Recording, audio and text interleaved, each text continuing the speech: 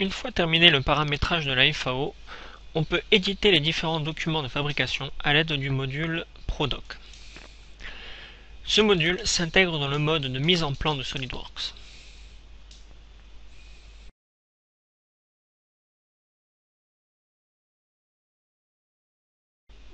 Dans ce module, nous pouvons éditer les différents documents de fabrication.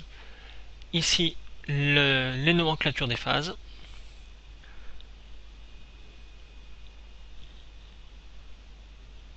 Nous pouvons effectuer l'APEF,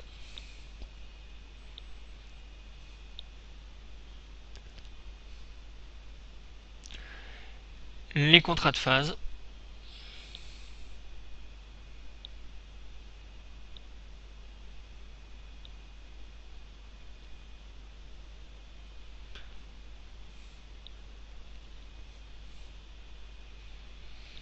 ainsi que les fiches outils.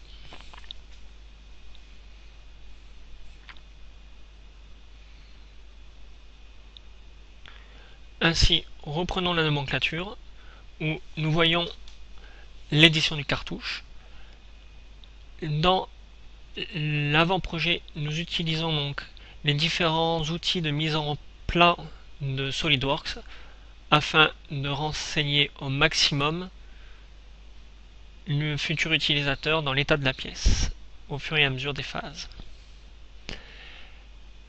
L'édition des contrats de phase qui intègre directement les opérations, les outils et tous les paramètres de coupe précédemment paramétrés.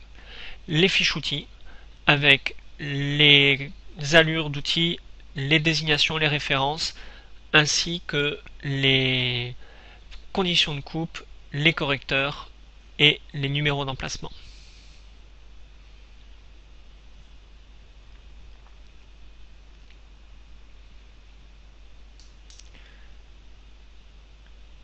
Une fois dans le contrat de phase, il y a encore énormément d'informations que l'opérateur ou l'utilisateur aura besoin.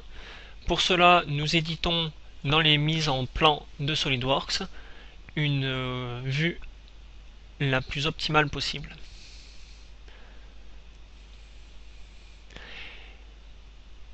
La vue paramétrée, nous avons dans la bibliothèque FICN les différents éléments d'information dont nous avons besoin.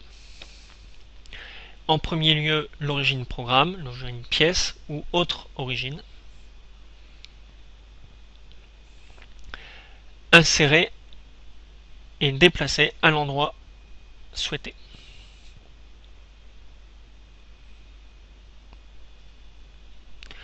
Nous avons la possibilité d'intégrer la mise en position des pièces, ici la première partie de la norme concernant la géométrie, mais nous pouvons aussi associer la mise en position avec la deuxième partie de la norme qui est la symbolisation technologique. Nous allons ici reprendre les différents éléments de mise en position de la pièce dans la phase de tournage avec la définition ici de la contrepointe tournante.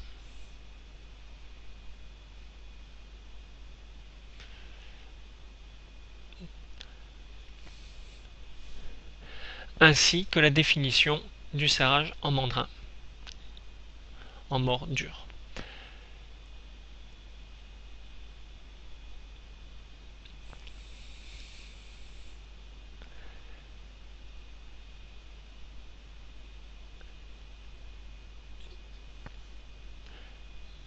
Il est possible d'associer une orientation, les insérer aux différents endroits et les positionner au mieux de l'information dont nous avons besoin. En quelques clics, nous pouvons insérer, orienter ou supprimer des éléments.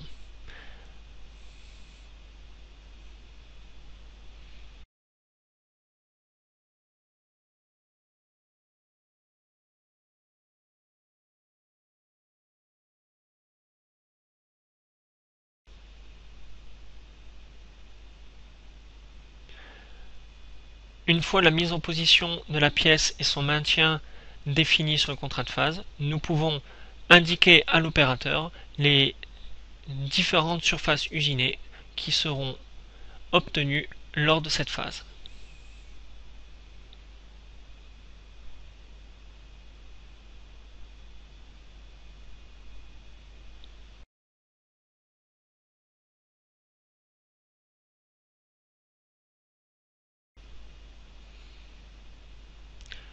Ce document étant un document d'information, nous allons pouvoir y insérer les allures et les différentes allures d'outils qui aideront la personne qui est chargée de la mise en place et du réglage de la machine à insérer et à s'assurer des bons outils. Ici, lors d'une dimension de plaquette, nous pouvons nous référencer directement aux outils qui ont été définis lors de la phase de FAO. Il est possible de rechercher manuellement tous les outils, mais il est aussi possible de revenir dans la bibliothèque que nous avons définie en amont et par un glisser-déposer insérer les différentes allures d'outils.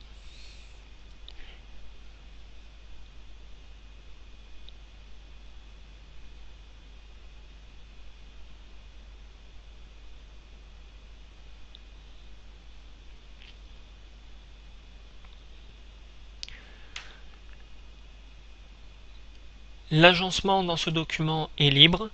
Ainsi, par un sélectionner-glisser, nous pouvons disposer tous les éléments d'information que le futur utilisateur a besoin et aura besoin de connaître dans l'espace du contrat de phase. Ainsi, en plus de ces informations, nous pouvons rajouter des notes et des commentaires. Ainsi, par exemple, ici, nous remettons les différents outils avec leur numéro de poste associé ainsi que les correcteurs utilisés.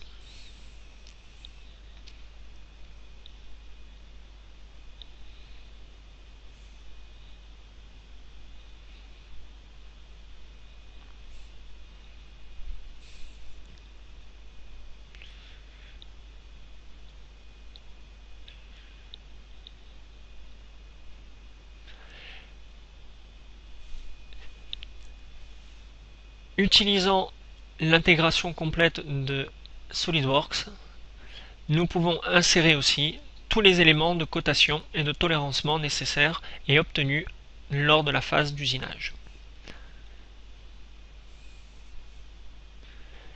Et ce, sous différentes formes. Forme numérique, comme ici.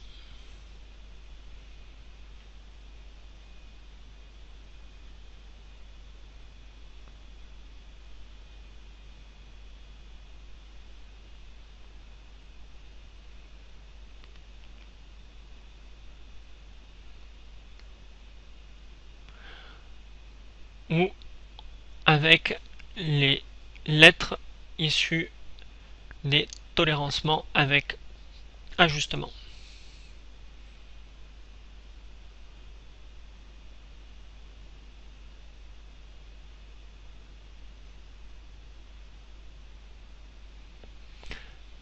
Ainsi, en quelques minutes, nous voyons qu'il est possible de réaliser et de donner toutes les informations nécessaires à un opérateur ou un futur utilisateur, des informations utiles et nécessaires sur un contrat de phase et pour l'ensemble des documents de fabrication et pour l'ensemble d'une fabrication.